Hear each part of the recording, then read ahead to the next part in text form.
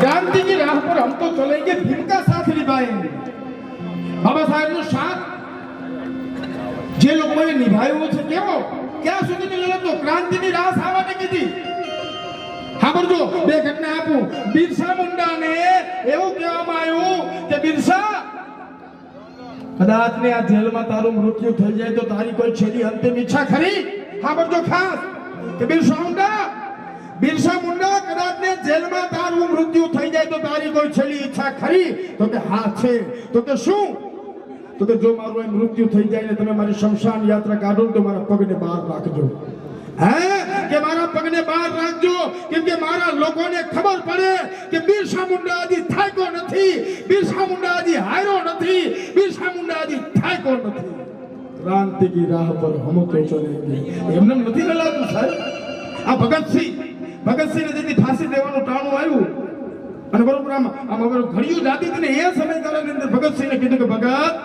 તમારી કોઈ છેલ્લી ઈચ્છા ખરી તો કે આ છે તો કે શું ઈચ્છા છે તો કે તમે ઉતાવળ રાખો તમે ઝડપ રાખો ઉતાવળ રાખો મને ઝડપથી તમે ફાંસીના માથાને લટકાવી દો ઉતાવળ રાખો અરે ભગત આવી ઈચ્છા શા માટે કરો છો તો કે બસ મારી આ જ ઈચ્છા છે મારી આ જ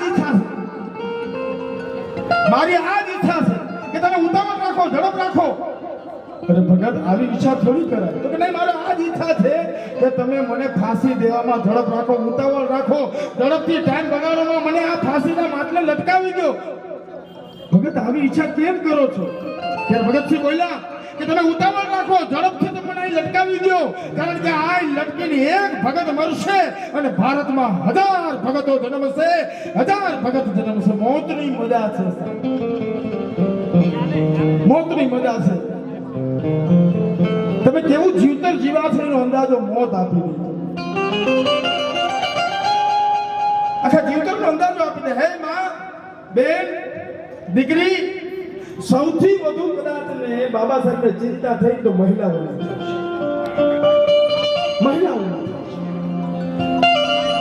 એ માણસે તમારા માટે ઘણું કર્યું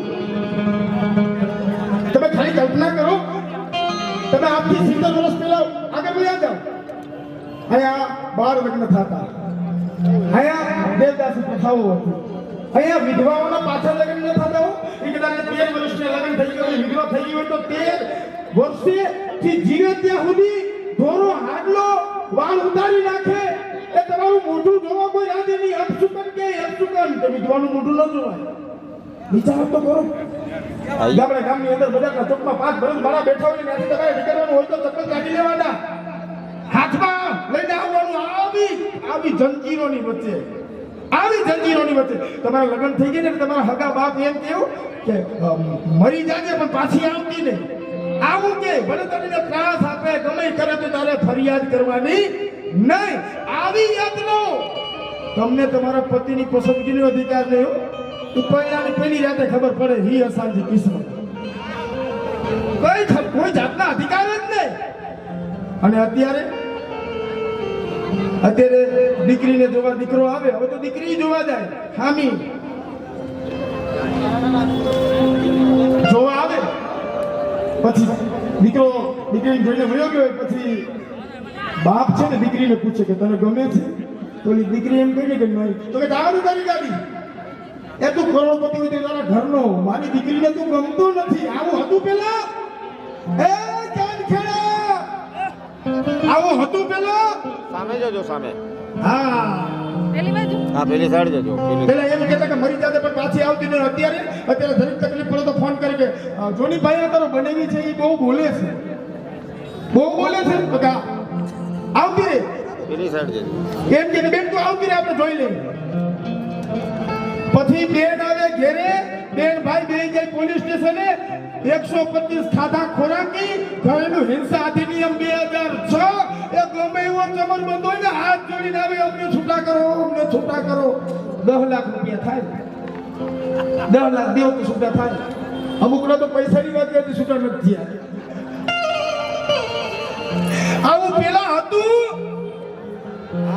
તો આ કોઈ ચમત્કારથી થયું છે સામને જાનો આ કોઈ ચમત્કારની દેન નથી મારા બાપના દીધેલા બલિદાનનું પરિણામ છે કદાચ કોઈ પુરુષ બાબા સાહેબ દેશની મહિલાઓને તો બાબા સાહેબને યાદ કરવા જ જોઈએ, કરવા જ જોઈએ, કરવા જ જોઈએ. એટલા માટે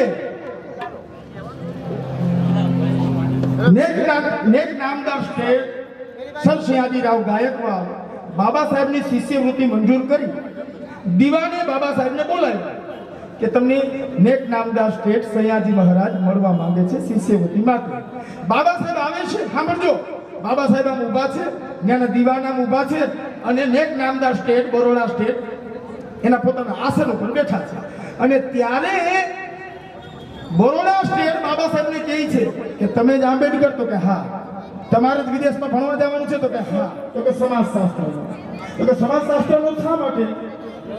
તો કે મહારાજ મારે જાણવું છે કે આ જાતિઓ તો બધી પ્રાણીઓમાં હતી, આ માણામાં આવી ક્યાંથી?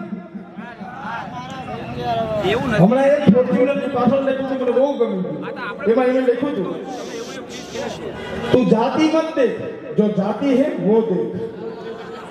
ફોર્ચ્યુનર 40-45 લાખની ગાડી આવે અને વાહે લખ્યું હતું, તું જાતિ મત દેખ, જો જાતિ હે વો દેખ. આ જાતિ નથી, જાતિ જ નથી, જાતિ જ નથી. હવે બાબા સાહેબે કીધું મારે અભ્યાસ કરવો છે. તો કે બીજો શેનો અભ્યાસ કરવો છે? તો કે બીજો મારે અર્થશાસ્ત્રનો અભ્યાસ કરવો છે. તો કે અર્થશાસ્ત્રનો શા માટે? તો કે આ બ્રિટિશરો ભારતના અંદરથી કેટલું ખોખલું કરી ગયા છે એનો અભ્યાસ કરવો છે અને વિશ્વના આર્થિક સમસ્યાઓ કઈ રીતે સમાધાન થઈ શકે એના માટે અભ્યાસ કરવો છે. હવે આ બધો નેક નામદાર સ્ટેટ બરોડા બોલ્યા, આંબેડકર આ મોટી મોટી વાત કરો છો, આ તમારાથી થઈ શકશે? હા બોલજો કે આંબેડકર આ મોટી મોટી વાત કરો છો, આ તમારાથી થઈ શકશે? અને બાબા સાહેબે જે જવાબ દીધો ને એ અમને લાગી ગયો. બાબા સાહેબે કીધું, આંબેડકર આ મોટી મોટી વાત કરો છો, આ તમારાથી થઈ શકશે? અને બાબા સાહેબ બોલ્યા, નેક નામદાર હું નહીં કરું તો કોણ કરશે? હું નહીં કરું તો કોણ કરશે? બસ આ એક જ વાત છે. મારા જેવા હજારો યુવાનો અમને કોઈ બોલાવે ના બોલાવે, અપમાન કરે, માન આપે ના આપે, પાણી પીવડાવે ના પીવડાવે, લાકડી મારે, ઢોર મારે, જેલમાં જાય, ગમે એ કરીએ, ભાડું વણકર બનીને અમે હળગી જાય. પણ એક જ પ્રશ્ન, હું નહીં કરું તો કોણ કરશે? ये कौन सी आग है जो आंबेडकर तू लगा के गया है? ये कौन सी आग है? इस आग में लाखों मर गए, करोड़ों मरने के लिए तैयार बैठे हैं. ये कौन सी आग है जो आंबेडकर तू लगा के गया है? એટલે આ બાબા સાહેબ તો અમને અમારા પ્રાણ કરતા પ્રિય છે સાહેબ. એમ નામ થોડું છે જેણે એટલે આજના પ્રસંગને દીપે એવું એક ગીત આપણે વચ્ચે હું મૂકું છું અને હું વિસન કાથડ ચાંદખેડાના તમામ વતનીઓને 133મી બાબા સાહેબની જન્મ જયંતિ નિમિત્તે લાખ લાખ શુભેચ્છાઓ પાઠવું છું અને એ કટિબદ્ધતા કેળવીએ એ કાયમ માટે આપણે આ રાહ ઉપર હું મજબૂતાઈથી હાલી શકું અને જિંદગીના છેલ્લા શ્વાસ સુધી આ કામ કરી શકું. બસ એ જ અભ્યર્થના સાથે આપ સૌને લાખ લાખ અભિનંદન. આંગળા ઉજાડીને તોરણ બંધાવજો,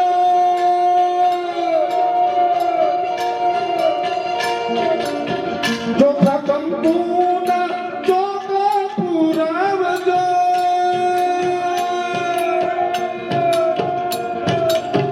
આંગળા ઉજાડીને તોરણ બંધાવજો, ચોખા કંકુના ચોખા પુરાવજો. હાથી દિવાળી છે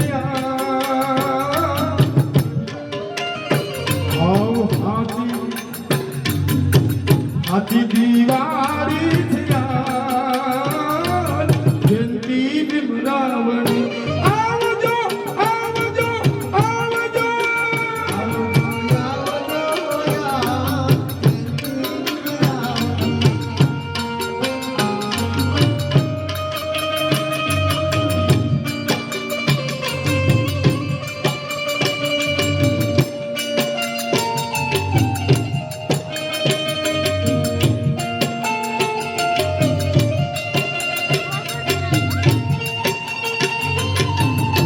આ પંક્તિ સામે સામે સંતોષ આનંદની લખેલી છે જે ગીત એ પંક્તિ છે અને આ ત્યાં પિક્ચરમાં આ પંક્તિ આવતી નથી, આખા ગીતમાં આ પંક્તિ નથી આવતી. પણ મને એ પંક્તિ એટલા માટે ગમે છે કે એ પંક્તિ છે ને એના કારણે મને ઘણું ભોગ મળે છે. શું કહે છે સંતોષ આનંદ?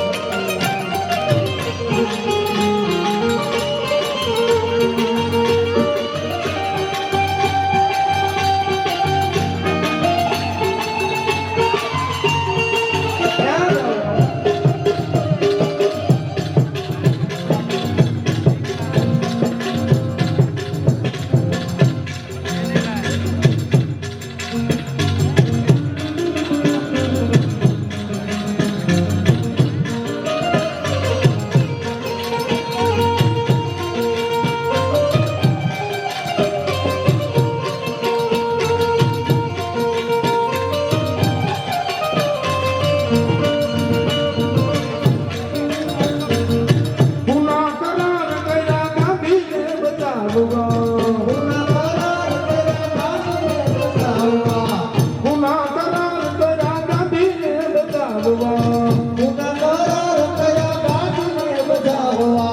ગાંધી બચાવવા ને સમતાને સામવા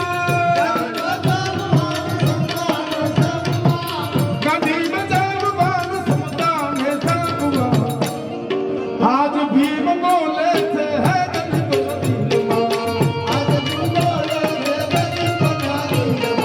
આજ ભીમ બોલે છે દલિતોના દિલમાં